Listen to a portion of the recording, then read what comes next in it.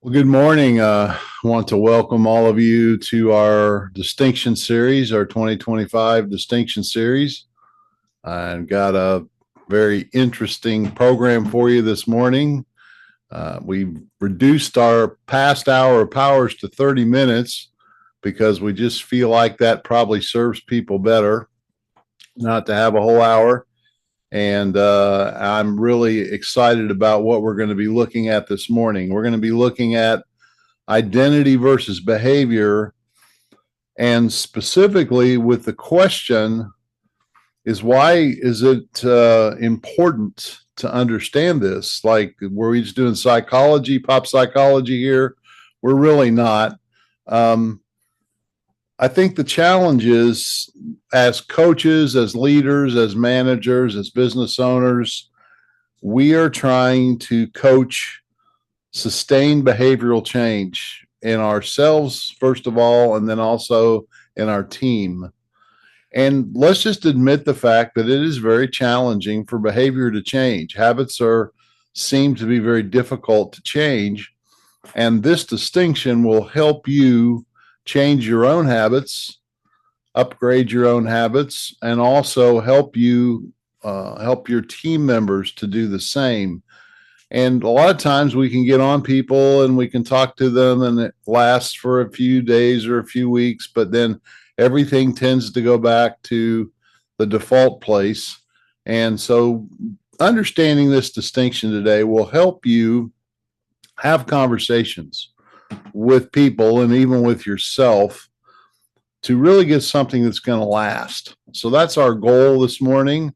I want to say thank you to the Portsmouth, Ohio Chamber and the Maysville, Kentucky Chamber. They sponsor these by promoting them and helping us out. And so let's get going here. I always start with the rules of the game.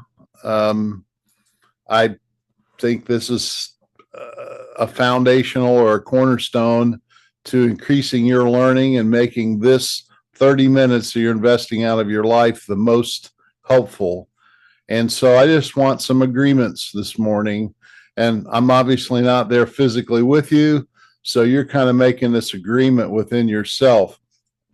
But the first agreement here is to be an owner. And I talk about this all the time. For 24 years, I've talked about this. It's basically saying if it's to be, it's up to me. If there's going to be a change here, if there's going to be something good that happens, if there's going to be something positive that happens, it's going to come from myself, regardless of my circumstances, regardless of my challenges. I'm going to face things and I'm going to stand up and I'm going to do something about it. I'm going to take action. I'm not going to make excuses and blame other people or just not deal with it. I'm going to take responsibility. The second thing is a 100 all in, 100% participation. I encourage you, if you really want to get the most out of this today, to set everything else aside. Mute your phone, get it away from somewhere where you can't see it. If you can be just private or on your own and really focus on the PowerPoint and on my voice and just 100% engage your mind and your attention. The third rule is to come open minded. Drop the I know. Have you ever been around a know it all? They just don't learn much. Have you ever been a know it all? You don't learn much. You ever talk to somebody and say, I already know? You're not listening well. So, to really listen and move forward and do your very best, you have to come open minded and you have to participate 100%. And you have to be willing to take action and to do something with what you learned today. And if you'll do all that, you'll have some fun. That is a very serious lesson. Fun is a choice. And I do this a little bit lighthearted, a little sarcasm now and then, maybe a couple of funny stories here and there. Because when people are enjoying themselves, they're more engaged and they're more open to learning. And it's just you just rather stick around because you feel better. And you, as a leader and as a manager, set the level of fun in your organization. That's an extra little comment that you can think about. or maybe on the team that you oversee, or just the people you work with. You have the capacity to set the tone. So today I'm setting the tone and saying, embrace those 4 rules and you'll really get a lot out of this. So let's jump into it. I've got a couple little keys on the slide. Understanding identity versus behavior is a key that unlocks sustained change. Again, what we're after here is change that lasts. Positive change, good change, where we don't slide back into that rut or back to that comfort zone or back to the way we've always done it. Or I have some habit that I want to just discard from my life. I understand it's unhealthy. It's a way I talk to people. Maybe it's even a way I think, an attitude that I carry. I want to change that in myself, or I want to help somebody else who said they're willing to change and they want my help. A key to unlocking that sustained change is understanding this distinction. It will leverage your efforts and make them much more effective. You can get real frustrated if you're just trying to work on behavior and not really dig a little bit deeper into what's driving the behavior. That's really the key to this morning. So let's look at that distinction in some other words just to kind of get our head around it. My identity is how I see myself. It's who I am. It's how I identify. It's so powerful that how I think of myself and the person that I am is foundational to what I do. People behave in line with their identity. We typically, as managers and leaders, want to see a change of doing. We certainly want to see a change of attitude and those kinds of things, but it's the expression of attitude, the words that people are speaking, the actions they're taking. And I often, as a coach and people who are managers and leaders will focus on the behavior and we'll measure the behavior, and the behavior is what's visible and that's what we see. But I want you to understand this morning that what you see is just the tip of the iceberg. Who that person is in their mind, this is just a mindset, but that it's very, very real and it drives behavior. If you want sustained change in your own behavior, sustained change in other people, you have to dig a little deeper and get into that identity issue. We don't want you to be pop psychologists. This is a very common sense thing. You'll see that. It's just asking some uncomfortable questions that help expose that identity, and people can change that. And now there's some debate in people's minds about that. You got genetics and you just are who you are, and that's just who I am. I frankly believe if you truly want to change and make a difference, that's an excuse. Oh, that's just the way I've always been, or that's the way grandpa was, or, can people change who they are? I believe they can. Identity, what I'm saying, is foundational. So if we're going to build a building, let's say we've got a small little building and we're going to build something much bigger. We want to expand our building. We want to expand our business. We want to expand our team. We want to provide more services. We want to be better at what we do. So it's bigger. It's more. Well, that doing that's going to have to change is going to have a foundation under it. And that's the being, the foundation, the identity. Now, this isn't just individual. This is also organizational. Your organization probably has a vision, a mission statement, some values, some core values. That's your foundation. And if you just put it on the wall, it's just a bunch of words. If you live by that and you communicate that and you challenge people with that, you're saying, this is who we are. This is our name. You could call it your brand. That is what underlies what you do. And if you want to change the building, you need to make sure you have a strong foundation.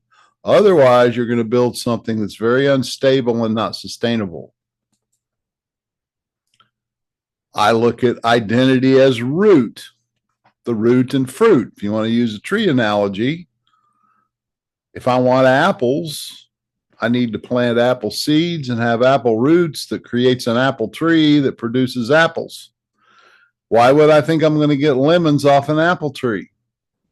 That identity, that DNA is in that seed and it's in that root, and that's what it produces. So if people are not producing what we want, if I'm not producing behavior that I want, outcomes are not where we want them to be, we're not getting a fruit, a production that we want, we need to look at the root. We need to look at what we've planted. Those would be seed thoughts. Those would be the way of thinking, the culture. In other words, identity is that inner thought that drives the outer action. Now, you can carrot and stick a change in outer action. You can put up security cameras. You can offer perks. You can offer rewards for behavioral change, and you can have punishments for bad behavior. And you can somewhat condition people to behaviorally change. The issue I have with that is not that it's wrong, but it's expensive and it takes a lot of effort and focus. And once you start to feed the cat, the cat comes back for more food. And once you start to provide rewards for behavior, you only get the behavior when you provide the reward. And that's very tiresome for a manager or a business owner to be a babysitter and to have to be continually stimulating change over and over and over again, almost like a babysitter. When you deal with just outward behavior, you have to have structure, systems, and some oversight to keep that going. I'm suggesting a little bit of a shift of model. That as leaders and managers, we learn how to coach. We learn how to work with people's thoughts, with the way they see themselves. We're not becoming psychologists per se. We're just doing some simple things to help people recognize and be enlightened to who they're being, and calling them to shift that. And that's going to be based on the core values of the organization and the culture of the organization. If that's not defined, we have a bigger challenge, of organizational challenge. So we want people's inner thought to be aligned with the thought or the values of the organization. If you are in an organization that just breathes customer service and customer delight and customer astonishment, we want our people to live and breathe that. We want them to believe in that. We want them to have a value of that. We want them to emotionally feel that. We want it to be their inner thought, not just have to be reminded all the time, hey, remember that we are all about customers. We want people to embrace that identity of being a great service person. Oh, Dave, you're off in your perfect coach world. A little bit. But let's shoot high. You don't shoot high, you'll never get there. And I absolutely believe people can do this if they're inspired, that it's not always easy, but they can start to shift their actions and their thinking to get sustained change. Identity is the presence a person brings, and behavior is the habit they bring. And again, the habit grows out of the presence. In other words, what we're saying this morning is that being drives doing. New thinking lays the foundation for building something new. Again, this is just common sense, but I don't think people slow down and think common sense all the time. A new seed produces a different root that produces a new fruit. For a person to do better, they have to be better. Identity guides behavior. And a shift in identity results in changed habits. And if you're a leader and you're a manager and you have a team, or you're just a person that wants to work on yourself, you really need to understand these principles. They will help you create the outcomes and reach the goals that you want to reach, where it takes people and a team to get it done. To sustain new habits, leaders must address both identity and behavior. Again, I'm saying the same thing over and over again today with different words. If you just address behavior with just some structure and some system, that's not wrong. But if you want to sustain it and you want it to come from the heart and you want it to have a great spirit about it, you have to address the identity. Identity is the driving force behind behavior. Again, the root changes, the fruit is different. A bigger building, you need a deeper foundation. New habit is sustained by a transformed identity.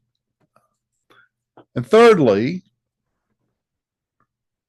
identity transformation begins with a mind shift, a shift in the mindset. Unfortunately, most of the people I talk to and coach and meet, especially early on in our relationship, really believe people are pretty much who they are. They don't think that sustained change is very easy, and it occasionally happens. And most people have a sustained change of identity in a crisis. Something happens in their life or in their family that really shakes them up. It's a huge emotional trauma of some kind. And you've seen people absolutely change after a difficult event, a difficult sickness or illness, or some tragedy in their family. Sometimes you can get a real shift of identity. The person really actually seems to become somewhat of a different person. What I'm saying is you can own that process. You can actually proactively start to think differently to be different. And then you can start to coach and encourage and train people under your care to do the same. Through effective coaching, and what do I mean by that? Observing behavior and words, and listening to the words and the attitudes, and listening very deeply to people, and giving some space and time for that with individuals. And then that inquiry, that curiosity to understand, George, here's what I'm seeing. Here's what I'm hearing you say. Here's what I think you're wanting. Am I getting that right? You have full editorial rights to straighten me out if I'm not listening well. Just that conversation, my friends, with people gets them thinking about who they are and how they're acting and what they're doing, and do they want to stay that way? Just getting them to talk about it is a form of accountability. They are coming out of a denial and they're facing things. And then a gentle confrontation, and sometimes a firm confrontation and challenge, if you've got the relationship. Is that who you really want to be? Is that really what you want to do? If you could change that, would you change that? Well, let's go for it. And as that change in mindset starts to emerge through conversation and through coaching, it paves the way for an identity transformation and a sustained change of behavior. And if that's what you're looking for in your business, in your team, in your life, I'm suggesting that this model is a little slower, and it takes a little more attention, a lot more attention, a presence, a real giving. It takes heart. It takes care. This person has to matter to you. But when you bring that as a human being to the table, and you care about people, and you believe in people, and you challenge people, and they feel the love, they feel the encouragement, the acceptance, the forgiveness, the understanding, you have a foundation to create phenomenal results, not just by yourself, but through other people. So I want to pull this together with some questions for your consideration. So I'm going to coach you and challenge you a little bit with some questions. And if I was with you, I would want to hear your responses, but we're not going to do that this morning, but you can kind of respond inside yourself. Here's the first question. Do you currently have someone in your life to help you see yourself? An honest person with integrity that will give you back your words, your thoughts, your values as you express them, and let you. It goes like this. What I hear you saying, what I see in your life is this. Now you don't give that back with an I know, and you don't push that at people. You're very tentative and curious. This is what I'm hearing you say. This is what I see you wanting. If we got that clear? Boy, this really takes a relationship, doesn't it? It takes some trust to have that conversation. But when you have that relationship, my question is, do you have someone that you have that relationship with? Second, have you ever in your life intentionally, proactively reinvented yourself to become a better version of you? I would think most of the people on a call like this probably have. Have you risen to a challenge in the past by being the person you needed to be to meet that challenge? That's the common sense thing we're talking about today. How can I help people rise to the challenge and be better than what they've been? Third, have you ever helped someone else change their identity and their habits? As a manager and a leader, how inspirational and influential are you with those that are under your care or under your authority, the people that you oversee and manage? Do you have influence and inspiration in that situation? Or do you think your influences really doesn't matter too much? You're just frustrated, maybe. That's a question. And look back in your life where you've had an influence and a help over someone. And then finally, this last question. What are you currently doing to work on personal change? What are your current personal change projects or practices? You know, consistency is amazing in this, just like working out at the gym or doing something physical. To do something with that inner person, it really occurs over time with a consistency. How are you helping other people do the same? Work on that inner person as well as that outer person. I think great leaders, great managers, people that are building something with a team of people learn the people skills to build into people, not just change behavior. So that is where we are today. So let me end here, as I always do, with some offers. If you want a copy of that slide that we just looked at before, I'd be glad to send that to you. All you have to do is just email me, Dave Beam at mentordavebeam.com. I'll send you out a couple articles that kind of talk about similar things and that slide. So you can have that. You don't have to scramble to try to write all that down. The second offer, there are 300 articles or more that I've written over 20 some years. There are 30 hours of events like this online, all free. I do a new article every week on Monday that is available to you. You get access that through the website. You go to the website and sign up, and you're in, and that will be sent to you, and you can come back to the website. And when you have a little time, you can look around and find different things and read different things and get those links and watch different things. That's a great way to address that last question. What are you doing to help you be better? And I provide those things so people can do that. And then third, I'm always love to have conversations. That's what I live for. Email me, davebeam at mentordavebeam.com, and say, I would like to have a conversation with you, Dave. And we will just get together for an hour or so online, probably, and just catch up. If you're somebody who's talked to me before, I'm a little older. You'll have to remind me of our past a little bit. And then we'll explore some of these concepts together and some of your frustrations and some of the things you want to get done and some team issues. And I'll give you an hour of my attention and time and words that I have, and you'll do both and you'll help me out. And that'll be a delightful time together. And I offer that to the people that tune in because I would think those kinds of folks would appreciate something like that. So that's what we have this morning. And take it to heart, take it back and think about it some. Drop me a line to get some of those offers, and we'll see you next month. Thank you very much. Goodbye.